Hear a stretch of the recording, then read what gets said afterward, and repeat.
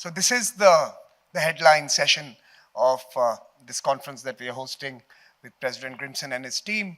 And we at ORF are delighted that we were able to bring a slice of Arctic to New Delhi in the month of May. Um, in many ways, there is a symbiotic relationship between weather systems, uh, now even the economy, the trade arrangements, and of course the security architecture. And to unpack some of this, we are delighted that we have Dr. Jaishankar with us, one of the world's leading political thinkers, perhaps one of the veteran foreign ministers now, sir, and obviously someone who is in the thick of things on multiple fronts. And we are delighted he was able to take time out from his busy schedule and join us at this particular event. So, without further ado, so let me just ask you a question. That one, what is the messaging that comes out of hosting Arctic Circle conference here, something that you readily agreed to when these were being discussed in the later part of last year? And in many ways, how is India reassessing both its roles as well as its opportunities in dealing with that region?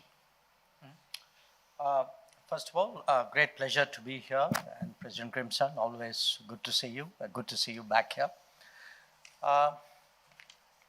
Uh, we've had a growing involvement with the Arctic. Uh, uh, we had an even earlier involvement with the Antarctic, which is now more than 40 years. And over the years, we have come up a few years ago with an Arctic policy. We have a research station there. We have today agreements with KSAT on Svalbard, which is relevant to our space. But when I look at it, what does it mean to have this event? What does it mean for India in a way? I think without exaggeration, what is happening in the Arctic and likely to happen will have global consequences, to put it very mildly. Now, as the country with the most people in this planet, and especially the most young people in this planet, obviously what happens in the Arctic is of extreme importance to us. And what happens there, a country like us has to decide whether we know about it from others or whether we also try to develop an understanding of our own. And an understanding will happen when obviously there are activities and resources and scientific research which is applied there. So I think in a way the Arctic has a value, has a global significance in itself, especially so for a country like us, purely in terms of, shall I say, our shareholding in the world. A second derivative is, given the direction in which things are moving, the consequences are going to be felt. The consequence, not just by us, by the entire world, but certainly by us too, in many ways, from all that I read, quite significantly. So we have stakes in all of this. Now, there are other, I think, conversations going on. The combination of global warming and the what's happening to the permafrost there. It is having implications on connectivity. Now, again, that has crucial implications. If one were to look, let us say, even 10, 20 years ahead, I mean, we are seeing both on land and on sea very radical new connectivity possibilities. And this is going to be very important for India. We are the 5th largest economy. We'd be the 3rd largest probably by the end of the decade. And we will be an increasing resource consumer. We will also be a more prolific producer. So our interest in trade and connectivity and movement is going to grow. There will be the technology side of it, which is the Arctic today has got a lot of attention for the promise of resources. that it has, and resources can be many. I mean, the marine resources, energy resources, but particularly I think the resources in terms of minerals. So when you look at the combination really of global warming, global weather patterns, what it would do to the global economy, in a way to global society, when you look at connectivity, when you look at the possibility of what relevance the Arctic would have to global technology growth, I think, I mean, to me, it's very obvious why we would be interested, and that is why we are here. Minister, I'm going to turn this over to President Grimson, but before that, just a quick follow-up. You seem to have figured this out.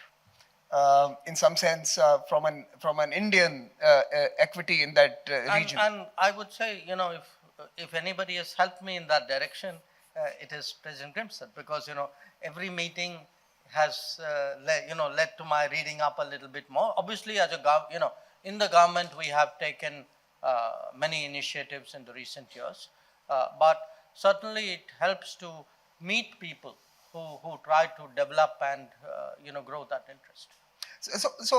Minister Jaishankar, my question was that amongst the non-Arctic states and perhaps the sub-Arctic countries, who are obviously influenced by the proximity and intimacy with the region, which are the big global countries who are now really getting what is happening in that part of the world?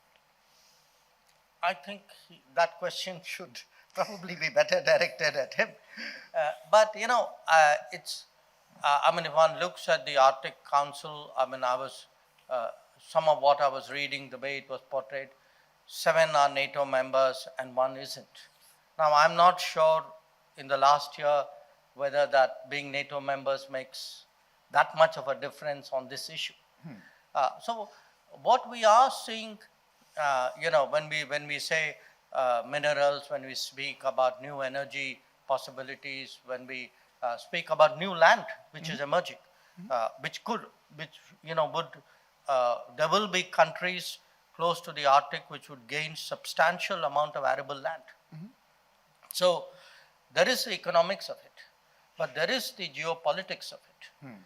And I think it's essential to see what is happening in Arctic, like any other issue today, as part of a composite change in global geopolitics and geostrategy.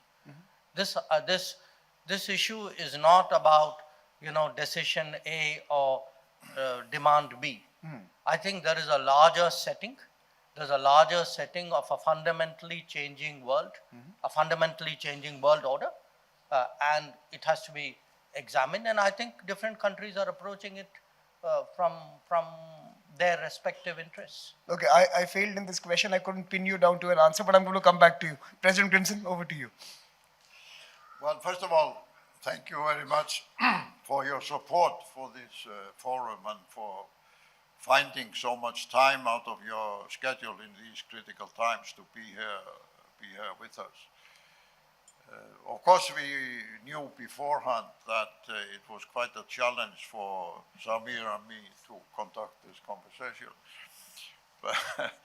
But on a lighter note, I didn't expect you would turn the difficult questions over to me, which is a very clever ploy, by the way. So, but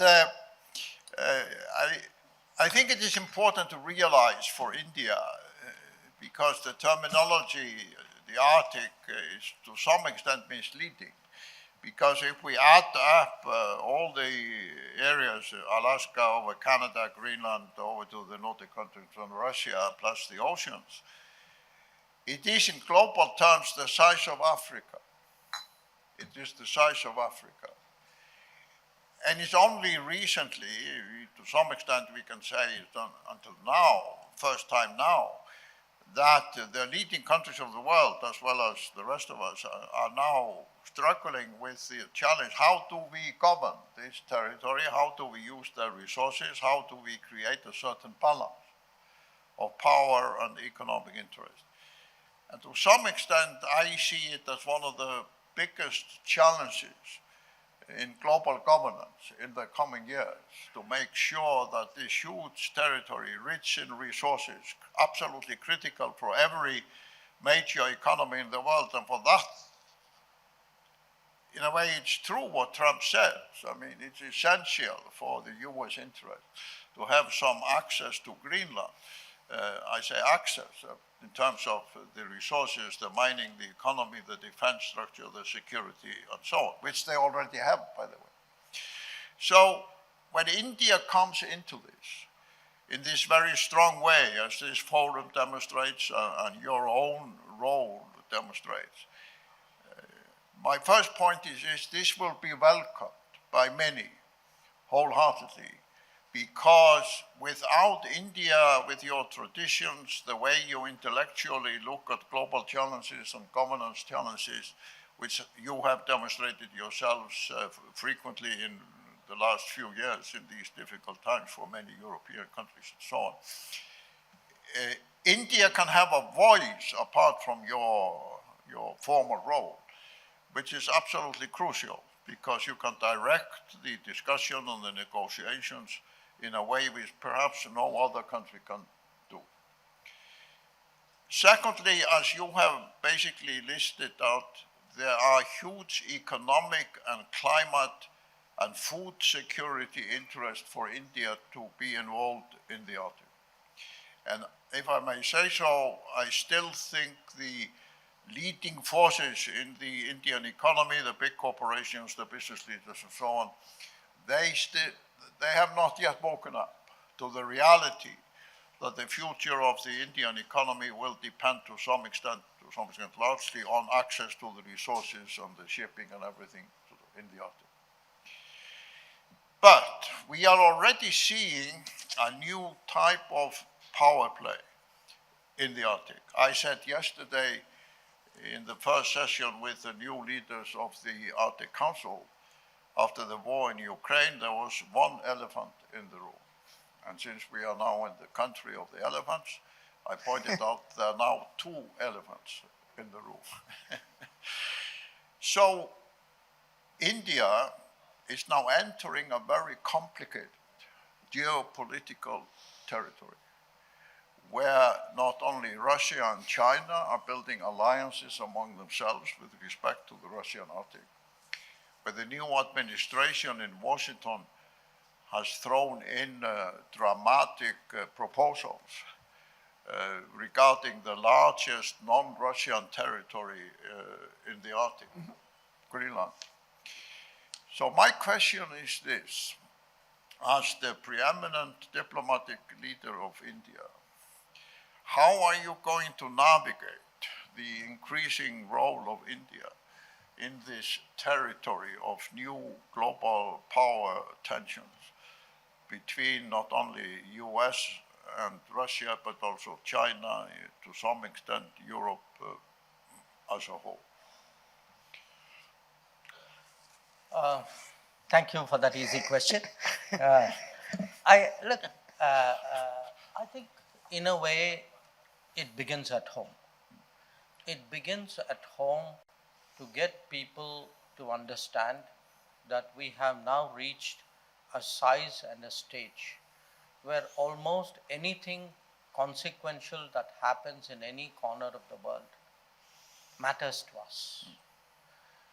And if we are setting up a research station there, or if we have a policy, or a few years ago we passed legislation on Antarctic, we created a Indian Antarctic Authority. These are not just scientific initiatives. I mean, they are obviously, but there is a larger importance to what is happening here, especially the Arctic. And in a interesting way, I think the controversies of the last few months, not just in India, I think it has brought out to the lay person the significance actually of the Arctic, and people write learnedly and talk learnedly about this today, which they wouldn't have done 6 months ago. So, in a paradoxical way, the shifting, the sharpness of the geopolitics and the geoeconomics actually has brought attention and created an awareness. Now, what should we be doing? Uh, uh, Again, I put it to you that whatever we seek to do or we hope will happen in respect of Arctic will be a function of what is happening in the world. I mean, countries are not going to do one kind of diplomacy on every other issue and a different kind of diplomacy on Arctic. So what is today happening in the world? Because you can't divorce the future of the Arctic debates from the direction of the world. I think you are having in a interest, because President, you brought it up. I mean, a United States which has a dramatically different position, and it has a dramatically different position actually again for two very ostensibly contradictory reasons. On the one hand, there's a belief, at least in large circles, the ruling circles in the United States, that the developments of the world, the direction of the world order in the last 20, 30 years has not gone in their favor, and that they no longer benefit by upholding a world order in which somebody else has gamed to their detriment. But there's the other side of it. The United States is also today much more self-sufficient than it has been for a long time. Self-sufficient in energy, uh, self-sufficient. Interestingly, the U.S. today, there is immigration is part of the debate, but the U.S. is really looking at rebuilding using technology and a certain level of manufacturing as a game changer. So the combination of what they believe are better resources, uh, greater creativity, their technology leads. So you have both a disenchantment with the past and a promise of the future, which say where the US says, the rest of you who used to be with me, well, I'm now done a cost benefit and maybe you don't look so good now. So I am willing now to navigate a world much more on my own. Now, if you look at the number two economy of the world, they were pretty much doing that anyway, because that has been part of their history and their tradition and their politics. Now, when you come to Europe, I think Europe has a real predicament on its hands. A few years ago, say 5 years ago, Europe thought it had an optimal positioning, that between energy from Russia, the Chinese markets, and American security, it looked all very neat.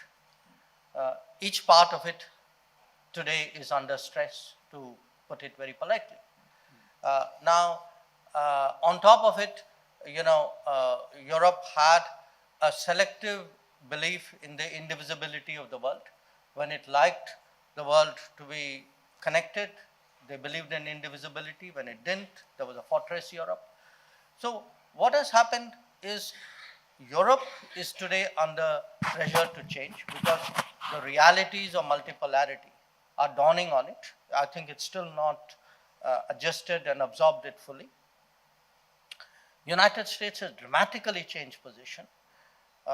The Chinese are doing what the Chinese were doing. Russia has, again, Russia's connection with the Arctic, you know better than me. I mean, they have built it into their history, I would say almost their folklore in a way. So we are going to see, in a sense, arena or a domain of contestation, which is not going to be easy to recall. Now, this is not unique. I mean, we are going to see it in space, we're going to see it underwater, we're going to see it in AI. So we are looking at a much more contested world, much sharper competition, where it will be a challenge for the world and for individual nations to find some kind of equilibrium and get people to work together. It's not going to be that easy or comfortable to arrive at. Minister, if I can jump in here and maybe ask you a more specific question. what are the expectations? And I know there are plans for a visit to this part of the world, but more broadly, if we take Europe and the EU as an actor in this particular equation, what are India's expectations from a EU partnership? That's the first part of the question. And the second, of course, is that you did make a very important point that maybe Donald Trump has popularized Arctic beyond the traditional circles of examination. Now, as a follow-up, The syllabus has become more popular. the syllabus has become more popular. That's right. So now the question for you is, how do you mobilize constituencies at home to respond to perhaps this moment when maybe, like President mentioned, Indian private sector and other stakeholders could be motivated to look at this region more closely, Well, when you ask me about Europe, you mean on Arctic or generally speaking? generally speaking? Uh, Okay, considering where they are right now, they tried to play the strategic autonomy game, like you mentioned, security from America, energy from Russia, markets from China, strategic autonomy of a European variety, not going that well right now. But how do you and what do you as India expect from Europe? well, look, when we look out at the world, Samir, we look for partners. We don't look for preachers. Particularly preachers who don't practice at home what they preach abroad. And I think some of Europe is still struggling with that problem. Some of it is changing. So, the issue for us, I mean, in many ways, Europe, I think, has entered a certain zone of reality check. Now, whether they are able to step up to it or not, it's something we will have to see. But from our point of view, if we are to develop a partnership, there has to be some understanding, there has to be some sensitivity, there has to be a mutuality of interest, and there has to be a realization of how the world works. And I think these are all work in progress to differing degrees with different parts of Europe. So some have moved further, some a little bit less. I'm so tempted to make this conversation about the point you've just raised, but we will end it there on this particular aspect that Europe has to get beyond preaching and start acting based on a framework of mutuality. What about India's own constituencies? How do you mobilize them to act in this new world, which is so, in some sense, geometrically different? Part of the reason why I always found President Grimson's visits and our conversations interesting, because he was, I mean, at least speaking for me, he was broadening my horizons with every conversation. And I think as a country today, we need to broaden our horizons. Because as I said, when I look at the size, I mean, just think of an India, let us say population would be about 1.6, 1.7 billion. Per capita income of say 10,000, 12,000, $15,000. What would be the resource demands of that India on the world? What would be the contribution of India to that world? So even today, when we look at key partners, sometimes people read us too tactically. If I were to refer, for example, to a subject which has been, last few years a little controversial, India-Russia. There is such an important fit, a complementarity between India and Russia as a resource provider and a resource consumer. When I look at where all Indian diplomacy, typically we would look at, a very simple sort of political metric. Today, I have a different range of partners in different domains, and one very important domain is resources.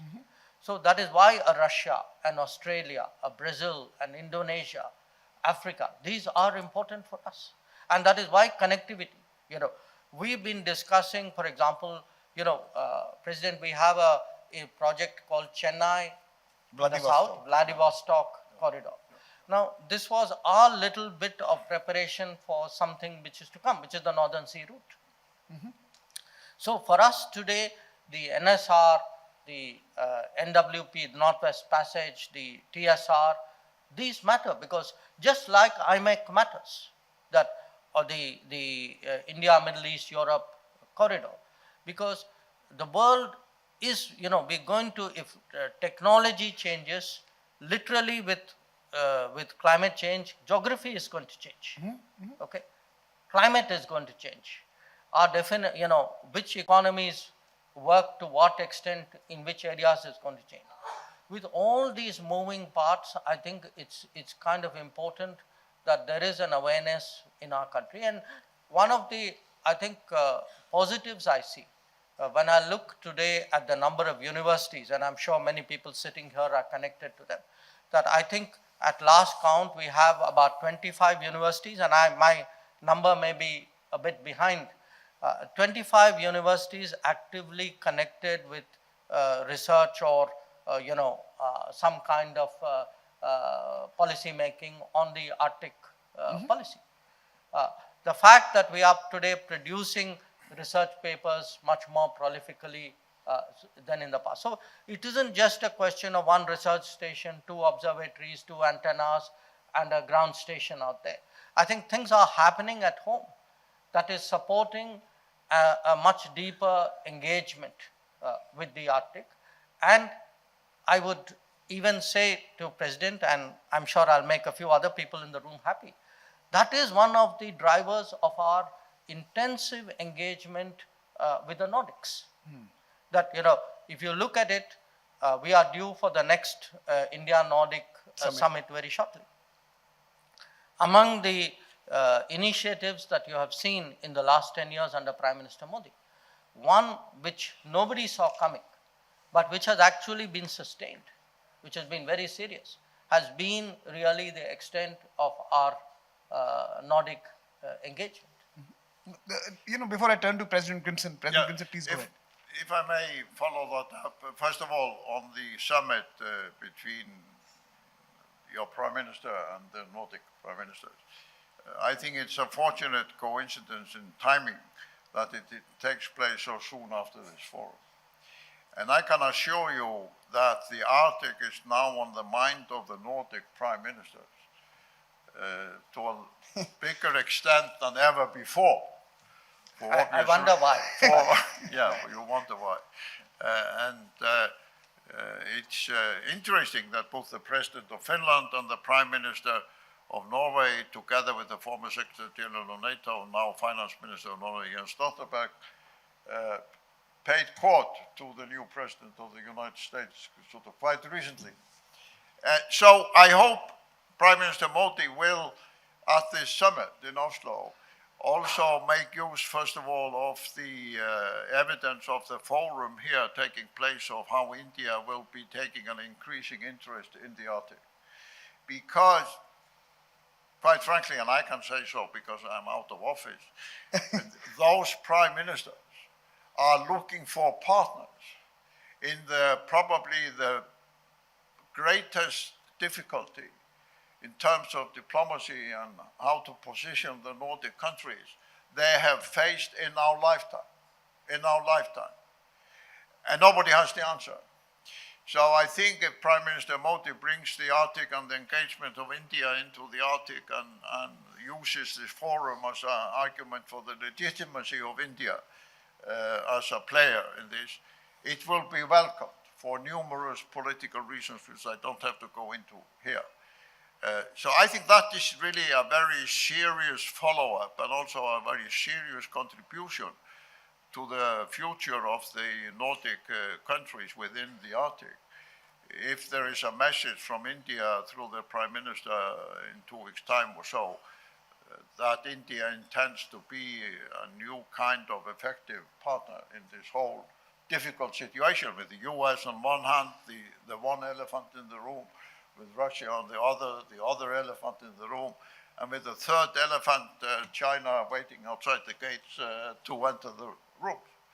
We in the Nordic countries somehow thought that we had a kind of kindergarten politics of foreign affairs, where we never had to deal directly in our home ground with big power rivalry. They were in some other places on the planet. but that's no longer the case. So I think this summit has reached a new level of political importance, which it did not have before. My question to you is that in addition to all these climate, economic, commercial interests which you eloquently described, we are increasingly seeing, for multiple reasons, one of them is the war in Ukraine, one of them is, of course, the Russia-Chinese cooperation, one of them is the new policy of President Trump. We are seeing the security of the Arctic, the military aspect of the Arctic, the threat of missiles that President Trump says one of the reasons he wants Greenland is the threat of missiles from Russia and China to the United States. So my question is this: do you foresee that India somehow would also enter this security, military dialogue, debate, planning, and so on, which, to the surprise of most of us, because we always thought that the Arctic would be a peaceful territory and so on, we now have to deal with. So you have not mentioned it so far, but that issue is already on the table. The 7 Arctic Council countries are now all members of NATO. America is putting new defense security elements on the table. How do you foresee India, if at all, coming into that discussion? I love the way President Clinton scares you from the Arctic and then asks you, are you willing to come in? He paints this rather grim picture and then says, why don't you step in? No, this Dr. is the Jaishankar. reality. I mean, this is... But he's painting a picture of things going above the Arctic. Correct. Look, again, I think India has many things to bring to the table. When we look at the Arctic, it is a mix of risks and opportunities. When we think of the risks, obviously, what happens in the Arctic will affect global weather, global climate, global sea levels, all that we know. Okay. There are other aspects to it. I think one of the areas which we have an interest is the microbiology of what is emerging, because there are understandable concerns about what it would mean to global health security when lands emerge from under the glaciers. At the same time, so when one looks at the risks side of it, I'm just putting the political, strategic risks aside for a moment. I think there is a whole sort of domain there waiting for international collaboration, closer, greater collaboration, and certainly that's an area where India is beginning to step in and make a difference. On the opportunity side, as I said, we are looking at new shipping lanes, new forms of navigation, because it's not just the lanes will be different, the ships will be different. There will be new technologies. When people talk of potentially of resource exploitation, you are talking of a different kind of mining, application of drones, so of different kinds of rigs. Now, again, for a country which is at the cusp of technology leapfrogging, because what we want to do is we don't want to go down the pathway of other major industrial economies who preceded us. So we are trying to take a different path and invest much more into smarter manufacturing in a way, in emerging technologies and products and services derived from that. So I would argue that in different forms, India can contribute, can make a difference, and more, I can fully understand from the perspective of the Nordics that to the extent there is a greater level of interest and more players with a less sharply strategic interest, there is a greater chance of Arctic issues being deliberated upon with a higher degree of global comfort. I can see that, so there is a logic. So you have clearly something to gain if we show more interest, and frankly our own interests require us to do that. So I think that part of it I get. On the other scenario that you painted, look, it's very hard for us to answer, simply because we have, in our history, as you know, we had kept away from alliances. We, even till fairly recently, we were getting advice from people why it's good to be part of an alliance. I think the global fashion has taken a different direction now. So these, in many cases, will be conversations you will have amongst yourselves. I mean, the NATO will have it within the NATO, the Western world will have it. But if I can interrupt you, I mean, you're absolutely correct, and I understand that. But we, in the non-Russian Arctic, meaning Nordic countries, US, Canada, we have this long-term challenge because Russia is half of the Arctic. In the long term, we are not going to have a constructive cooperation on the Arctic without somehow getting over this isolation of Russia, this situation which we have had for the last sort of 2 years, simply because of the size of Russia within the Arctic, and also because of the resources, as you and China know very well, the energy, the minerals, and so on, but also because the threat of the melting of the Russian tundra could emit all kinds of gases and bacteria and so on into the global atmosphere. It's one of the great health risks of the future if the Russian tundra keeps on melting. A few years ago, they had an epidemic, which they didn't tell anybody about, which was of a kind of COVID proportions in certain Arctic parts of Russia. I think, in an analytical way, that we will, I mean, the non-Russian Arctic, the Nordic, America, Canada, we are a little bit at a loss at the moment of how are we going to deal long term with approaching Russia. India, however, is the largest democracy in the world, with all your ties with America, Europe, other countries, but also with these very strong, one of the perhaps strongest long-term ties with Russia in terms of economy, politics, security, etc., etc.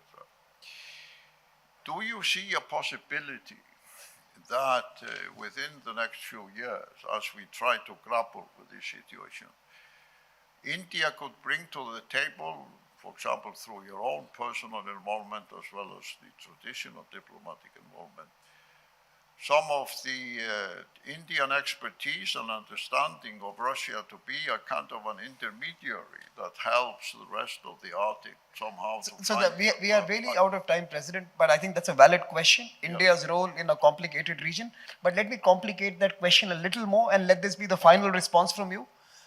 India is also going to be hosting the Quad Summit, and very soon. The Quad ostensibly is now looking at global issues, but based out of the Indo-Pacific. That was the region. As the seas melt and the Arctic flows into the Indo-Pacific, what is the role of that particular partnership in responding to both the opportunities that you outlined eloquently, as well as the risks that you have alluded to? So the role of India in trying to be the platform where everyone can come and speak, as President Grimson suggests, but also the role of India's own plurilateral groupings to respond to a wider body of water that is going to be interconnected in the days ahead. President, I think where Russia is concerned, we have always I mean, taken a view. There's a Russia realism that we have advocated. Okay, when passions were very high in 2022, 23, and if one looks back at that period, the kind of predictions and scenarios which were put forward have turned out uh, not to be well founded. Uh, I mean, again, we are not necessarily taking the case of one party or the other, but we've always felt that there was, international relations is conducted on the basis of some fundamental realism, and that realism requires an engagement with Russia. And the idea that a solution would come about, because if you remember, there was a period when countries were gathering and everybody was there except Russia, and they were discussing Russia. So the idea that you will get a solution out of Russia without inviting Russia challenged, the basics of realism. So we have felt always that there is a need to engage Russia. I mean, nobody wants wars. These are particularly in a very interdependent world. These are mutual. I mean, these are lose-lose situations. But I think for us to engage Russia, and if there is any way we can be of any help, we have always been very open about it. Having said that, we have also been very careful not to prescribe a solution. We have not told one or the other party do this or do that, and that's important to remember, because that's a courtesy which apparently is not always granted to us. So we get advice on what we should be doing. So the point I am making is, yes, it is going to be a challenge from an Arctic Council perspective. If you look at your own past presidencies, I think there was a 2-year Russian presidency in 22, 23, or Yeah. I forget the year, fairly recently. Yeah. So if you have situations where everything is gridlocked, and then say, well, how do we get a global governance answer? Answer is you're not going to get it. And that is what, it's not just the Arctic Council, it happened in the Security Council as well. So I think it's important to get global governance back to work. It is important. We may disagree. We disagree with some countries, but because you disagree doesn't mean that, that there is a total breakdown in that sense. And your answer, Samir, is yes, when the Quad meets, which it is expected to do later this year, the Quad is essentially focused around Indo-Pacific, but the Indo-Pacific is a very interesting region because it points in different directions. So I'm sure, and again, just like I'm an advocate of Russia realism, I'm also an advocate of America realism. That I think the best way to engage today's America is also through finding mutuality of interest rather than putting ideological differences up front and then allowing it to cloud the possibilities of working together. I think we'll end this because we're really out of time, and I can see that the clock has gone beyond what we were promised. Thank you so much for joining us this morning. Thank you, President Grimson, for hosting this event. And ladies and gentlemen, please applaud both the gentlemen who made this possible.